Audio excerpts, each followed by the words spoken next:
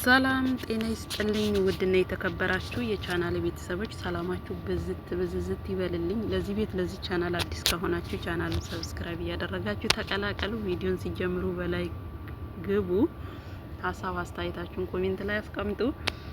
ከቀኑ ስትጠብቁት የነበረው የና አብርሃም ጉዳይ እንግዲህ እንዴት ጠፉ፣ ዛሬ ቪዲዮ አልተለቀቀም እያላችሁ ብዙዎቻችሁ ስትጨነቁ አይተናውናል። ለመናገር በብዙ ቤት ማለት ነውና በአስደንጋጭ ነገር ተከስተዋል። ፍቅርና አብርሃም ማለት ነው።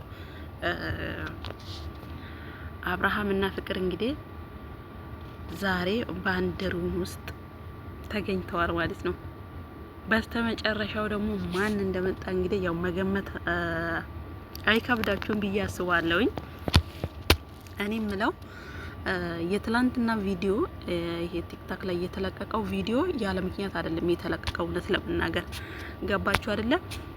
የቆየ ቪዲዮ ነው ምናምን እያላችሁ ነበረ ብዙዎቻችሁ ማለት ነው። የቆየ ቪዲዮ አይደለም ትኩስ ቪዲዮ ነው እያልን ነበረ። ምክንያቱም ከብዙ ነገሮች አንጻር ማለት ነው። ራሷ ፍቅር ራሷም ቪዲዮውን ፎቶ ፖስት አድርጋለች። የዛን ቀን የተነሳችው ማለት ነው። ከቪዲዮ የተቀዳ ቀን የተነሳችውን ፎቶ እና የዛን ቀን አብርሃም እሷን ይዟት የሚሄደው ወደ ጸጉር ቤት ነው ይመስለኛል። እና እያለች ያለችው ቪዲዮ ላይ ማለት ነው ጸጉር ቤት ሄደሽ ጸጉር ቤት የወሰድከኝ አንተ ነህ፣ ከዛ ደግሞ ከጸጉር ቤት ተመልሰን ነው ወደዚህ የመጣ ነው እያለችው ነው። ይሄ ማለት አብርሃም ሁለት ቀን ሙሉ ራሴን አላቅም እያለ ነው። ሲቀጥል ደግሞ ፕሮግራም ላይ ነው እኔና አንቺ የተገናኘ ነው፣ ፕሮግራም ላይ አብረን ነበርን እያለ ነው። አንተና ፍቅር እንዴት ፕሮግራሙ ላይ አንድ ላይ መጠራት ቻላችሁ? እንግዲህ አንተ አሁን ላይ ከሄርሜላ ጋር ሆኛለሁ ብለ ከሄርሜላን ከመረጥክ ቢያንስ ሳምንት ከዛ አልፈዋል አይደል እንዴ? ከሄርሜላ ጋር ባለፈውም ላይፍ ገብታችኋል። ብዙ ነገር ከሷ ጋር ስታደርጉ ነበር አይደል እንዴ?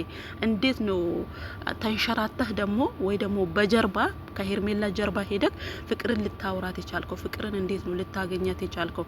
እንዴት ነው አንድ ፕሮግራም ላይ ብትገናኙ እንኳን በእንደዚህ አይነት ጥልቅ በሆነ ሁኔታ ከፍቅር ጋር እያወራክ ጸጉር ቤት ይዞ እስከመሄድ ፍቅርን ጸጉር ቤት ይዘ ሄደ፣ ከዛ ተመልሳ ከዛ ደግሞ ሩም ድረስ አብራችሁ ስትገቡ በምን አንግል አስበህ ነበረ? አንተ አሁንም እኮ ሴቶቹን ይዘህ እየተጫወትክባቸው ነው። ወይ ለሷ ለውሽሚት አልሆንክ ወይ ደግሞ ለፍቅር አልሆንክ። ገባክ? ትዳርህን በተንክ። ከዛ ደግሞ ሌሎች ሴቶችን እየተጫወትክባቸው ነው። አያችሁ? እዚች ጋር ከሄርሜላ ጋር ነኝ እያለ በስተጀርባ ደግሞ ከፍቅር ጋር ነው ማለት ነው። በዚህ ልክ አንተ እስከመች ነው በህይወትክ እየተዝረከረክ የምትኖረው ነው ጥያቄው እንዴ? ጭራሽ ሁለት ቀን ሙሉ እንዴ ቤተሰቦቹ አይፈልጉትም እንዴ? ጋይስ አልገባኝም። ይሄ ቪዲዮ እንዴት ትላንትና በኤልዱ ቤት መጥተው ነበር አይደል እንዴ? እንዴት ነው ትላንትና የት ነበርኩ ምናምን እያለ የሚርበተበተው ማለት ነው። እንዴት ነው ሁለት ቀን ሙሉ ሄርሜላ ዝም ያለችው? እንግዲህ ሌሎች ማን ናቸው? ቡዜን ብትሆን እንግዲህ ሄርሜላ ጋር ነው ብላ ነው ዝም የምትለው።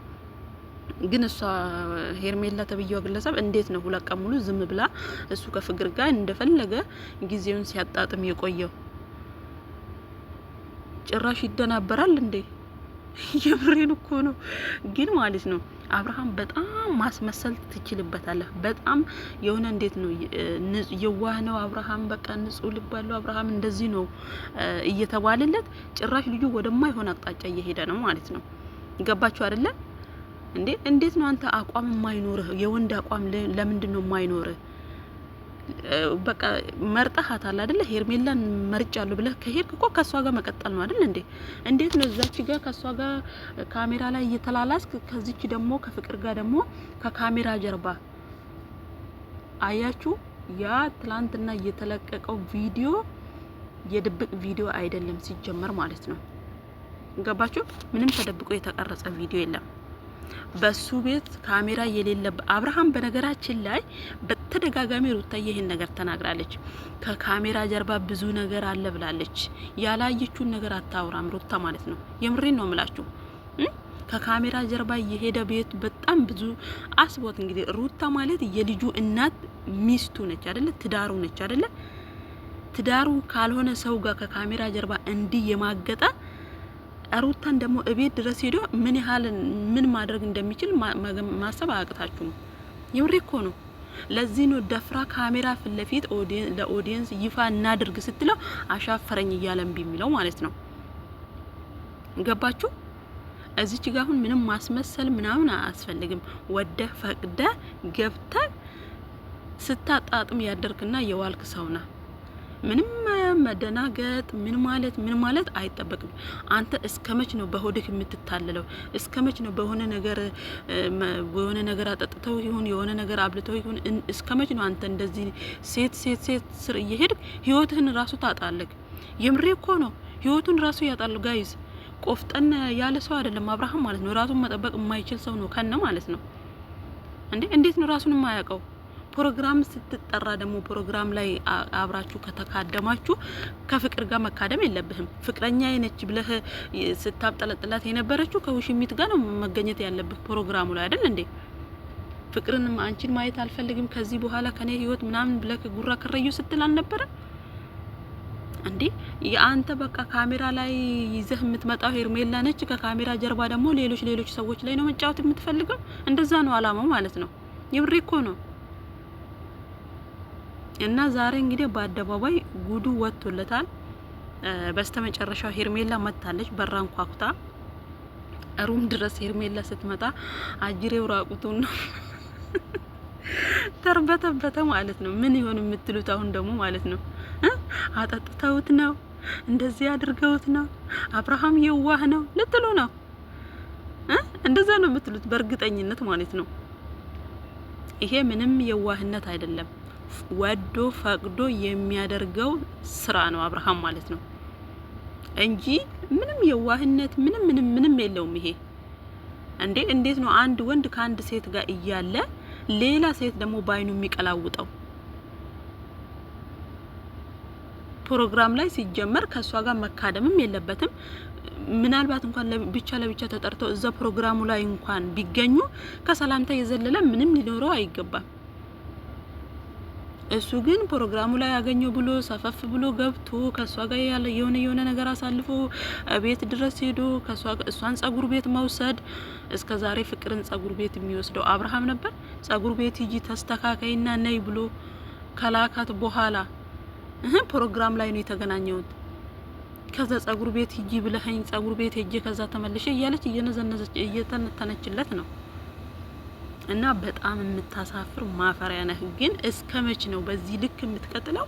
እስከመች ነው እንዴ? ለምንድን ነው ቆፍጠን ብለህ ወንድ ሆነ ወንድነትህን ማታሳየው? የዋህነት ከሴት ስር ማለት ነው እንዴ? ሴት መቀያየር ነው እንዴ? ሴት ላይ ሴት መደረብ ነው እንዴ ያንተ የዋህነት? እና በጣም የሚያሳፍር ማፈሪያ መሆኑን እኔ ዛሬ ነው በደንብ ያረጋገጥኩት። የምሬን ነው የምላችሁ። እና አሁን ላይ አብርሃም ምንም ነገር እንደማያውቅ 2 ቀን ሙሉ እያለ ነው። 2 ቀን ሙሉ ተውና አዳሩን ራሱ ውሽሚት እንዴት አስቻላት ነው ይሄኔ እሷ ሩታ ጋር ሄዳ ነው ሩታዬን የምትረብሻት ማለት ነው። የብሬን ነው። ስልኩን ቢስላት መቼም ቤቱን ስለምታውቀው ሮጣ ነው እዛ ቤት የምትሄደው። ያ ቤት ፈረደበት እኮ ሩታ ያን ቤት ካልቀየረች ማለት ነው። ከምሬ እኮ ነው የምላችሁ። እና ከእንደዚህ አይነት ውርደት ፈጣሪ ጠብቃችሁ ውዶችዬ። አብርሃም መች ቆፍጠን ብሎ ራሱን ሆኖ ወንድ ሆኖ እንደው መች ነው የምናየው ጋይስ? ያ ቀናፈቀን እኮ የምሬ እኮ ነው። እና ውዶችዬ እንግዲህ ስትጠብቁት የነበራችሁ ምን ሆነው ነው የሆነ ነገር ሆነዋል ስትሉ የነበራችሁ በስተመጨረሻው ችግር እንዳለ እንግዲህ እነሱ በጣም ሲያመሹና ቪዲዮን ያለ ሰዓት ሲለቁ ችግር እንዳለ እንረዳለን ከዚህ በኋላ ማለት ነው። ለማንኛውም ለቤቱ አዲስ ከሆናችሁ ቻናሉን ሰብስክራይብ እያደረጋችሁ ተቀላቀሉ። ቪዲዮ ላይክ አድርጉ። ሀሳብ አስተያየታችሁን ኮሜንት ላይ አስቀምጡ። አብርሃም እና ፍቅር ባንድ ሩም ተገኙ። በስተመጨረሻም ሄርሜላ መጣለች። ፓርት 2 ነገ እንጠብቃለን። ባይ